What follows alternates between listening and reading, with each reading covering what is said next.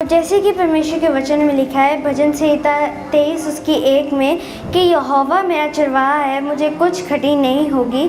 तो दाऊद ने परमेश्वर को चरवाहा इसलिए कहा क्योंकि वो खुद एक चरवाहा था और वो जानता था कि एक चरवाहा अपनी भेड़ों की कितनी केयर करता है, उनसे कितना प्यार करता है। इसलिए दाऊद ने परमेश्वर को चरवाहा कहा क्योंकि परमेश्वर ने दाऊद को बचाया था, उसकी सुरक्षा की थी। जब वो जंगलों में था कोई भी जानवर उसे मारने नहीं पाया, और जब राजा शाऊल दाऊद को मारने के लिए उसके पीछे पड़ा था तब भी परमेश्वर ने दाऊद को बचाया। इसलिए दाऊद ने परमेश्वर को चरवाहा कहा। आगे हम पढ़ते हैं 23 की 2 में लिखा है, वह मुझे हरी हरी चराइयों में बिठाता है, वह मुझे सुखदाई जल के झरने के पास ले चलता है।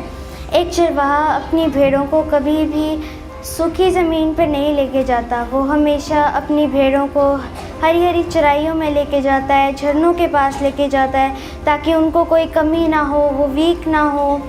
वो हमेशा अपने भेड़ों की परवाह करता है। सेम उसी रीति से परमेश्वर भी हमारी परवाह करता है। परमेश्वर भी हमें कभी कमी नहीं होने देता। परमेश्वर भी हमारी लाइफ में हमारी सारी ज़रूरतों को पूरा करता है। भजन संहिता 23 की 3 में वह मेरे जी में जी ले आता है, धर्म के मार्गों में वह अपने नाम के निमित्त मेरी अगुवाई करता है। इस वचन का मतलब है कि परमेश्वर हमारी डिफ़िकल्ट सिचुएशंस में हमें सामर्थ्य देता है, हमें दिलेरी का आत्मा देता है, हमारे अंदर से डर के आत्मा को ख़त्म करता है, हमें दिलेर बनाता है, हमें हिम्मत देता है। जैसे परमेश्वर ने दाऊद को सामर्थ्य दी थी कि दाऊद गोलियत से लड़ सके, वैसे ही परमेश्वर हमें भी सामर्थ्य देता है, हमें दिलेर बनाता है, हमारे अंदर दिलेरी का आत्मा देता है। तो जैसे कि परमेश्वर के वचन में लिखा है भजन संहिता 23 के 4 में, चाहे मैं घोर अंधकार से भरी हुई तराई में होकर चलूँ तो भी हानि से ना डरूँगा। ये वचन हमें ये सिखाता है कि हमें अपनी डिफ़िकल्ट सिचुएशंस में डरना नहीं चाहिए, परमेश्वर पर भरोसा रखना चाहिए, परमेश्वर की पावर पर भरोसा रखना चाहिए कि परमेश्वर मुझे बचाएगा, मुझे सुरक्षा देगा, मुझे हर एक प्रॉब्लम से बाहर निकालेगा। चाहे आप किसी भी तरह की सिचुएशन में हो, आपको परमेश्वर की पावर पर भरोसा रखना है, परमेश्वर पर भरोसा रखना है। इस वचन में ये भी लिखा है, क्योंकि तू मेरे साथ रहता है, तेरे सोटे और तेरी लाठी से मुझे शांति मिलती है। तो जो एक चरवाहा है वो अपनी लाठी को अपनी भेड़ों की रक्षा करने के लिए इस्तेमाल करता है ताकि वो भटके ना, वो एक साथ रहें और वो शिकार ना बन जाए, किसी जंगली जानवर का शिकार ना बन जाए, वो दलदल में ना फंसे, किसी गड्ढे में ना गिरे। वैसे इसी रीति से परमेश्वर अपने वचन के द्वारा हमें चेतावनियाँ देता है ताकि हम पाप में ना पड़ें, हम शैतान के जालों में ना फंसें।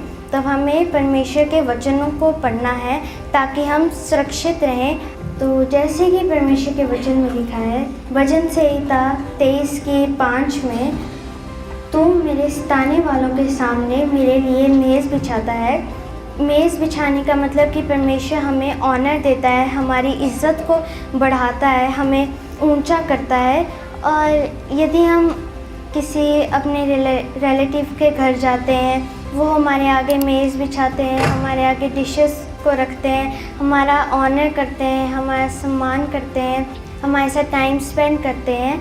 सेम उसी रीति से परमेश्वर हमारे शत्रुओं को शर्मिंदा करता है, हमें ऊंचा करता है, हमें ब्लेस करता है, हमारे शैतान को हमारी ज़िंदगियों से शर्मिंदा करता है हमारे द्वारा।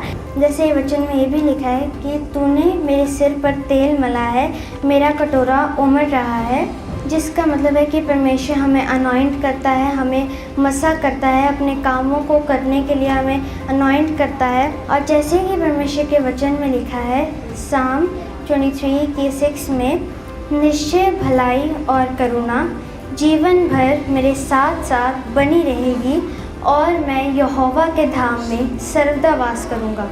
यहाँ पर राजा दाऊद घोषणा करता है कि निश्चय भलाई, करुणा, दया, परमेश्वर की मर्सी, अनॉइंटिंग, उसका मसा सदा में जीवन में बना रहेगा और मैं यहोवा के धाम में सर्वदा वास करूँगा।